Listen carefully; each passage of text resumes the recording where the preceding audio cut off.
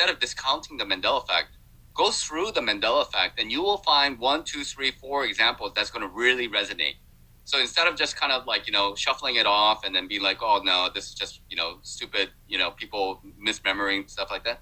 Go through the examples. You're going to find something and you're like, there's no way I remember that to be exactly the way originally was. And there's no possible way that it's different. You know what I mean? There's going to be 1 or 2 examples. Yeah. So I had recounted the story with Nach and also with the new Europa shows with Andreas. For me, I'm not sure if I could say I pretty quickly came to the conclusion that it's real, but kind of, because I had been in the US and buying apple cider vinegar all over the place, Bragg's, and I'd never been to the US. I'd never known any marketing. I never heard the name. I never saw the brand. I just looked at it and knew, oh, that's probably the one I want to buy because the label looked so shabby compared to all the other American style, super stylized marketing labels. And then I come back, and a few months later, of course, because I'm interested, maybe it was suggested to me as well around that time, maybe a little bit earlier than for you, Nach. And I just go through some like, that's curious, that's interesting.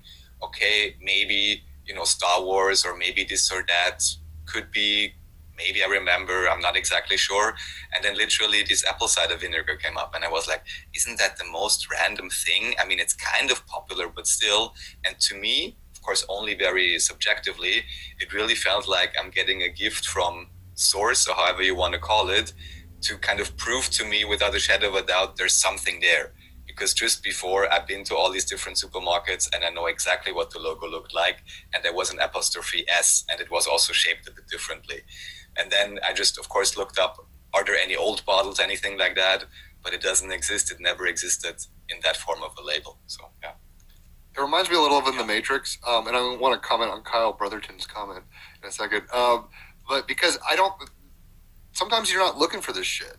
Like in the Matrix movies, he's like, you've always felt there's a splinter in your mind. You can't quite put your finger on it, but you're looking for it, and this, that, and the other. And you start finding synchronicities, whatever, and they lead you towards different articulations of understanding through your own experience, which are going to vary for all of us. No, one of the scariest things, if you want to put it that way, is like nobody is having the same experience. We are all fundamentally having our own trip here.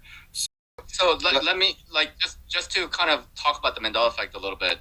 I'm not here to try to convince anybody that the Mandela effect is real, by the way. You know what I mean? Because the one thing that I have come to realize is that people have to see it themselves, and that's true. That's kind of true with most other truths, is that you can't really convince people that, this is what's happening and this is what you have to believe. You have to go and see it for yourself. And, and there's so many different truths out there that people can latch onto, and then they say, oh no, fake history is not a real thing, Tartaria isn't a real thing, or whatever, flat earth isn't a real thing. They can deny anything, and that's reality for them, and that's fine.